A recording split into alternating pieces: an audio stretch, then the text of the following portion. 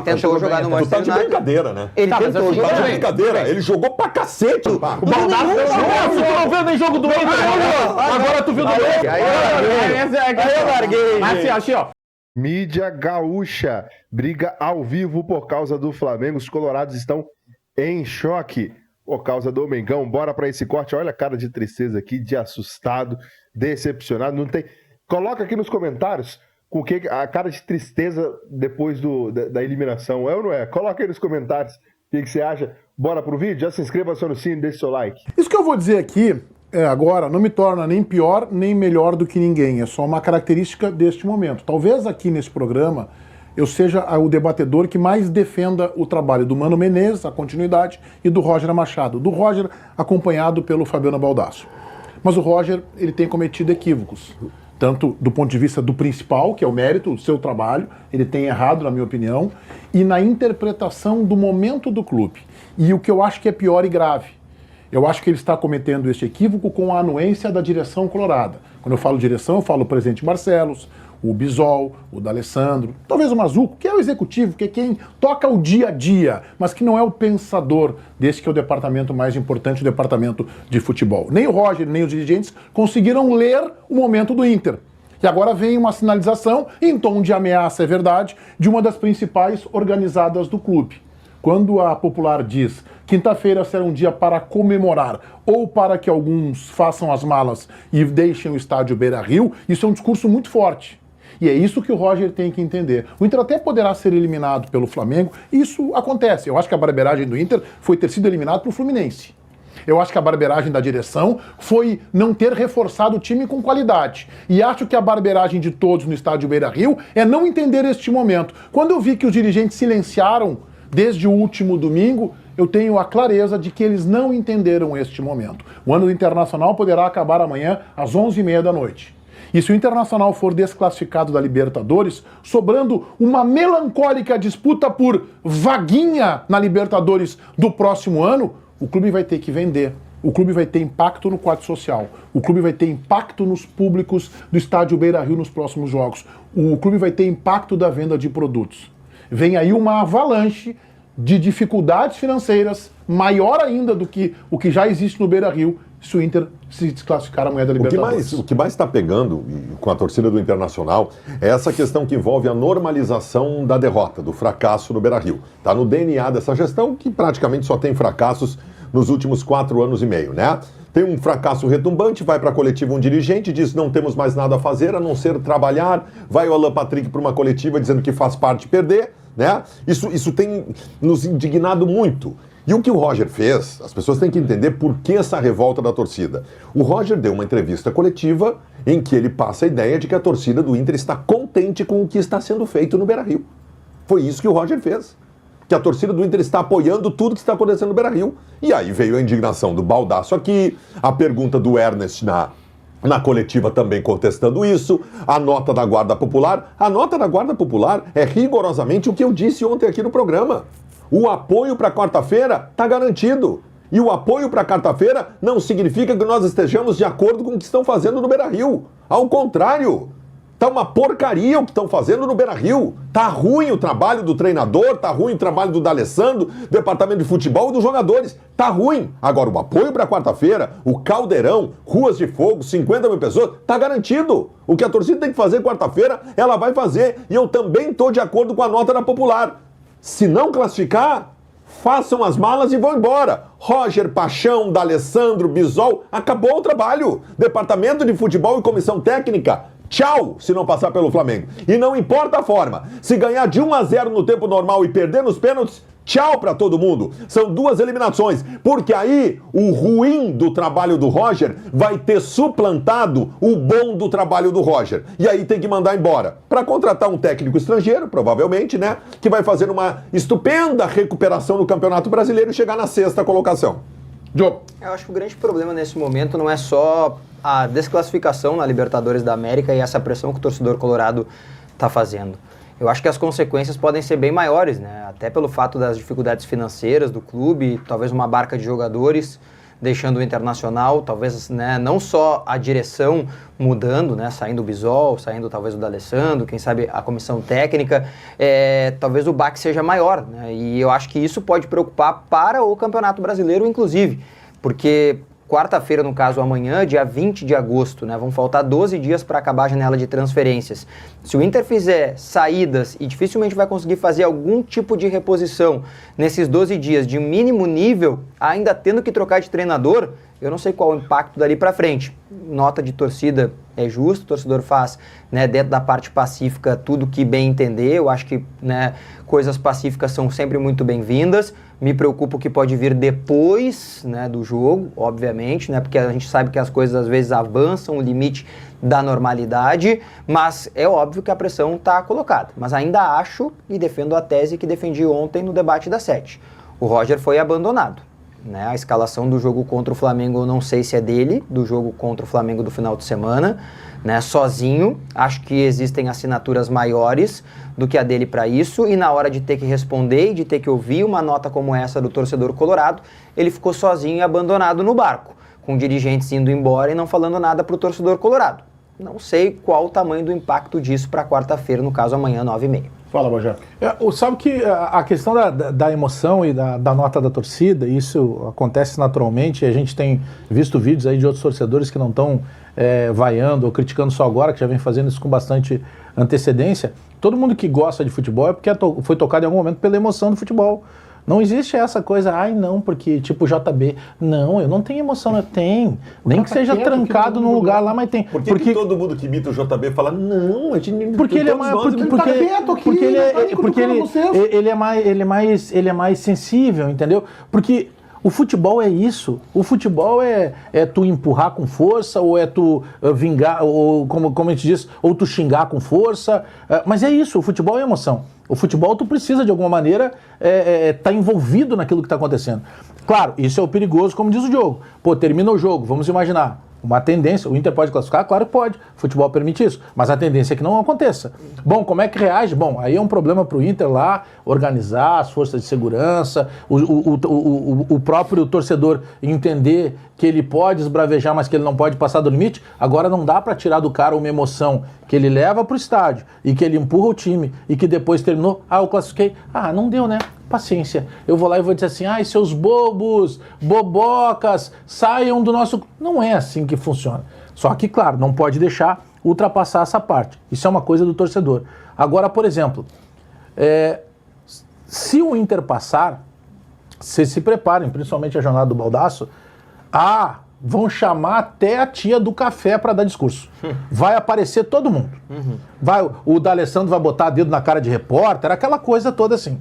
Entendeu? Porque quando as coisas dão certo no Inter, mesmo elas dando certo muito pouco nos últimos anos, é sempre ele que fez.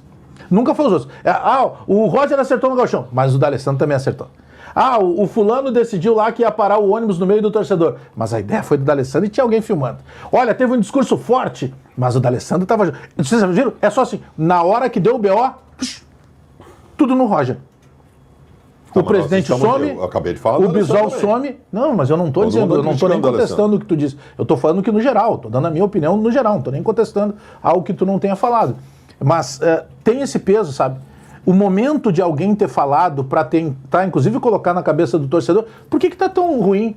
Tá tão difícil para qualquer dirigente, seja do Inter ou do Grêmio, no momento da maleza, chegar e dizer assim, cara, eu tô tão tocado quanto tu que tá aí no outro lado. Eu também sou torcedor, eu também tô sentindo o que tá acontecendo. Não, eles simplesmente sumiram. Pode ter certeza, se não passar, é uma sacolinha, com o Roger e com o professor Paulo Paixão. Os outros são intocáveis. O genro do presidente Romildo é porque ele é da turma das alianças, o D'Alessandro porque é intocável, no Internacional ele é o único ser humano que ele só acertou, ele nunca errou, ele é intocável. Ai de alguém criticar o D'Alessandro, ele vai lá e responde. Ele sobe quase na cabine para tentar agredir um narrador de 70 e poucos anos. É assim, não pode tocar nele. Mas no momento, o torcedor pare para pensar. Direção é todo mundo, não é só um ou outro, não pode ser seletivo. Direção é todo mundo calou. E tá o Roger tomando pancada. Eu acho que o Roger é grande culpado de grandes partes do que está acontecendo. Mas tem mais gente culpada lá. Mas ninguém toca em nada, porque é intocável se criticar. D'Alessandro é uma das entidades no Rio Grande do Sul que não pode ser criticado. Só olha, é uma bronca que tem o Roger. O trabalho do D'Alessandro é ruim no Internacional, porque o D'Alessandro... Como foi no Cruzeiro. Ele quase rebaixou o Cruzeiro. O D'Alessandro, quando veio ser coordenador técnico, se esperava dele, e essa era a principal incumbência dele, no tratamento junto ao grupo de jogadores, manter sempre a corda esticada. O D'Alessandro tem essa capacidade. Não há outra coisa que a torcida esperava dele, que ele fosse carimbar nota, que ele fosse levar o recado do jogador que está com dor de barriga para a direção. Ninguém esperava isso do D'Alessandro. O D'Alessandro tinha uma coisa para fazer no Internacional, manter o time com a corda esticada o tempo todo. E isso não aconteceu. Ao contrário, tirando o Gauchão, o Internacional foi, em grande parte das vezes, um time bunda mole. Então o trabalho do D'Alessandro é ruim. Vocês viram só o pedaço do que diz a nota no final? Ela cita alguns jogadores, né? Ela cita Bolívar, Índio, Guinha Azul, Magrão, Dunga. Eu acho até, enfim, mas cita alguns jogadores. E aí, sinônimos de raça, entrega e vontade. Vê que é um ponto, o torcedor, ele não tá só reclamando de resultado. Ele tá reclamando de entrega dentro de campo. Claro, e com razão. JB, que foi inclusive imitado injustamente pelo Alex Bagé. A imitação não ficou boa, viu, JB? Mas não teria, tu aí, não tem como te imitar. Não tem como te emprestar, tu é imprestável. Eu tô aqui feliz, tô tranquilo, tô de boa. Eu queria começar com alguns singelos elogios ao Ernest, que fez uma boa pergunta, conseguiu tirar algo importante do Roger. A nota da Popular, que eu achei que é uma nota que agrega, é uma nota, e tô falando de sincero aqui, tá? É uma nota que agrega, uma nota que colabora, que coloca um ponto dizendo, olha, peraí, o jogo não é bom, o apoio acontece porque nós somos colorados, nós vamos apoiar esse time, mas não existe um contentamento com o que está acontecendo. E aí cita inclusive exemplos de raça. Eu acho que isso é uma torcida que quer construir. A Popular nesse episódio diz, não, peraí, vamos colocar as coisas no lugar, e pra mim tá tudo muito bem posto ali. Não é a nota, eu não tô dizendo que a Popular faça isso, eu estou dizendo que por vezes torcedores fazem isso. Se não é no amor, é no terror, aquelas coisas que não vão agregar em nada, entendeu? Tipo, sabemos onde vocês moram e tal, isso não agrega em nada.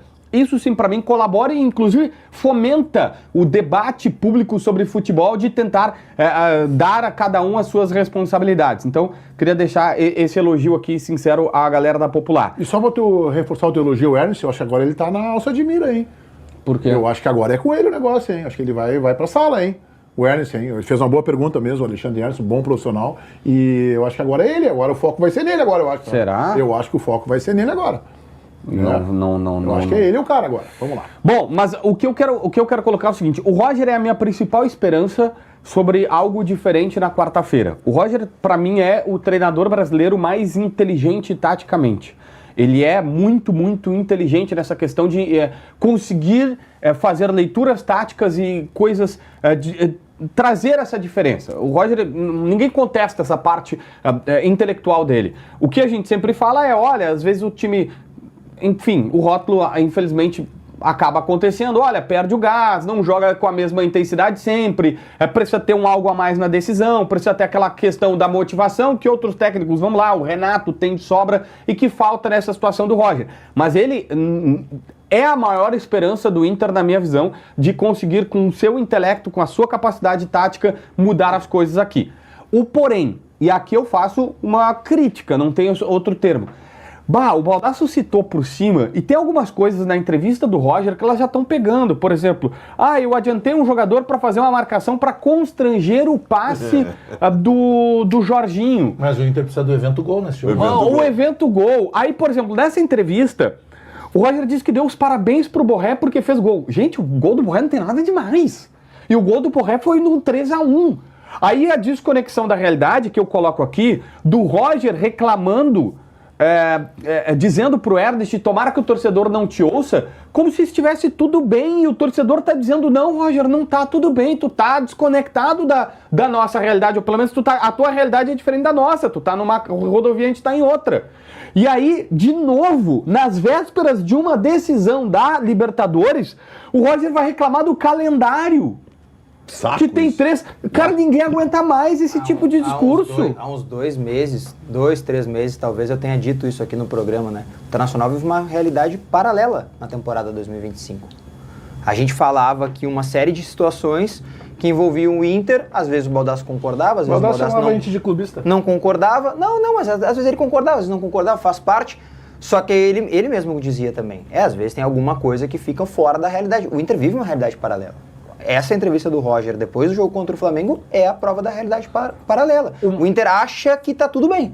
que, né, que as coisas estão acontecendo como elas têm que acontecer. Roger deu parabéns para os jogadores pela derrota no Maracanã. Deu parabéns para os jogadores. O Meneghetti citou aqui, dizendo assim, o Inter talvez só vai sobrar vaguinha. Eu tô quase dizendo, depois do discurso do Roger, se cair, tomara que não, pro Flamengo... Vaguinha te serve.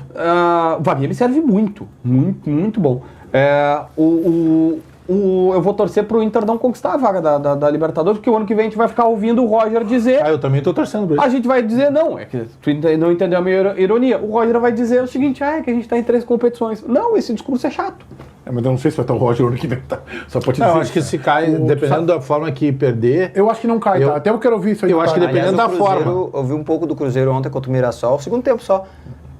Cara, o Cruzeiro é muito bom time, mas ele oscila demais. Ele deu agora, dos últimos 5 jogos, ele deu uma derrapada. Oscilada. Tu viu que as retaliações começaram aqui no programa, né, Diogo Rossi? As retaliações começaram contigo, porque tu quer enfrentar Deus e o mundo e não dá certo. Né? E o Mirassol... O Diogo Rossi não palpitou na KTO. Muito bem, nação, tá então. A imprensa gaúcha desesperada, né? Com a possibilidade, não, com a realidade de não se classificar para as quartas de final da Libertadores contra o Flamengo. Temos aqui, o Flamengo pode ser punido pela Conmebol pelas ocorrências em jogo contra o Internacional na Libertadores. O Flamengo que joga nessa quarta-feira, o jogo de volta, e o Flamengo terá que responder pelo artigo 12.2 do Código Disciplinar da Conmebol relacionado ao uso de bombas e sinalizadores por torcedores na arquibancada. Por outro lado, o Flamengo pode se defender até quinta-feira, dia 21 agora, nessa semana depois de amanhã, né? A punição inicial é de $5 mil, R$25 mil. O valor pode subir para $8 mil, R$40 mil devido à reincidência. Apesar da situação, o Flamengo não corre risco de ser penalizado com perda de mando e também não tem chance de atuar com portões fechados por este problema, caso avance na Copa Libertadores da América. A Conmebol tentando tirar grana de tudo quanto é jogo, quanto é jeito das equipes, né? E o Flamengo toda vez tem alguma coisinha assim, alguma multazinha para poder pagar aí na Conmebol. Enfim, coloca a sua opinião aí nos comentários. E a escalação do Flamengo, olha só, hein? Temos aqui uma provável escalação. Danilo pode ser surpresa em time titular contra o Internacional pela Libertadores. Traz aqui o coluna do Fly, hein? Pois é, já uma primeira provável escalação. Tava nem programado para esse vídeo, mas tá aqui, ó. Rossi, Varela, Danilo, Léo Ortiz ou Léo Pereira e Alexandro. No meio-campo, Jorginho e Saul, além do Arrascaeta. E no ataque, Plata, Samuel Lino e Bruno Henrique. Um 4-3-3, né? Trincas de meio-campo com Jorginho, Saul e Arrascaeta. E o trio de ataque com Samuel Lino, Plata e Bruno Henrique. Rapaz, time diferente, né? Mais uma modificação aí. Traz aí o coluna do Fla, né? Vamos aguardar aí. Nas próximas horas devem ser outras opções aí de prováveis escalação do Mengão. Coloca a sua opinião, sua provável escalação. Qual time você entraria em campo contra o Internacional? Já se inscreva, acione o sino, deixe seu like e até o próximo vídeo.